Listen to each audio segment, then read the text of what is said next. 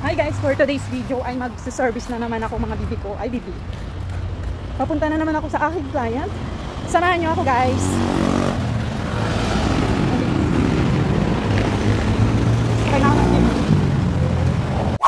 Kasalukuyang nakasakay na nga, kasalukuyan. At kasalukuyang nakasakay na nga ako ng jeep niyan mga madam ko. At dahil pangalawang beses ko na pupuntahan ng aking client, kaya nag-commute na ako mga madam ko. Alam ko na yung bahay ni Ma'am Miel, ayan. Wow. At ang location nga natin ngayon ay dito sa Grand Royal. Gulo ako ng baby ko. Ang ipapagawa nga ng ating client ay eyebrow threading at eyelash extension. At kababa nga natin ng jeep dito ay sasakay ulit tayo ng tricycle. Kahit nasan kayo ay pupuntahan ko talaga kayo mga baby. Bakit bebe? Ang mga client ko pala, ayan, kahit nasa Mindanao ka, babe, pupuntahan kita. At ayan nga, nakasakay na tayo ng tricycle. Maganda-gandahan muna tayo dito, B. Habang hindi pa tayo nakasalang sa pag-eyelash. At ayan nga, nagmuni-muni lang ako dyan. At nakababa na nga ako dyan, hahanapin ko na ang bahay ng ating client.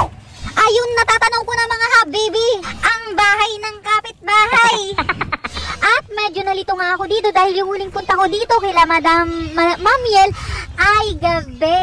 Wow. At ayan nga, hinahanap ko na dyan kung saan banda yung bahay dyan ng aking client. Basta ang alam ko, pagkakatanda ko ay dito lang yun banda. At ayan nga, nakita ko na sila madam at sumalang tayo kaagad. Meron pang nakakabit na eyelash extension sa lashes ng ating client. At nilagyan ko na nga yan ng removal. Ayan, tapos na tayo mag-remove mga sisi ko. Bali, first time ko nga palang kabitan to si ma'am ng eyelash extension. At ang ginawan ko dati dito ay ang kanyang anak. Bali, ang pinagawa nga sa akin ni ma'am ay love volume. Ito na nga yung final look. Maraming salamat po Ma'am Miel at kay mother niyo po na nagpagawa po ng eyelash extension. At ayan nga, ginabi na ako mga sisi ko. Muntik pa akong doon na matulog kila ma'am. Charot. At maglalakad-lakad na nga ako dyan hanggang sa makahanap ako ng jowa. Ay charot, tricycle pala. Medyo kinakabahan nga ako dyan sa paglalakad-lakad ko dyan dahil medyo marami ako nakikitang aso dyan na pagala-gala dahil parang feeling ko gusto nila akong lapain.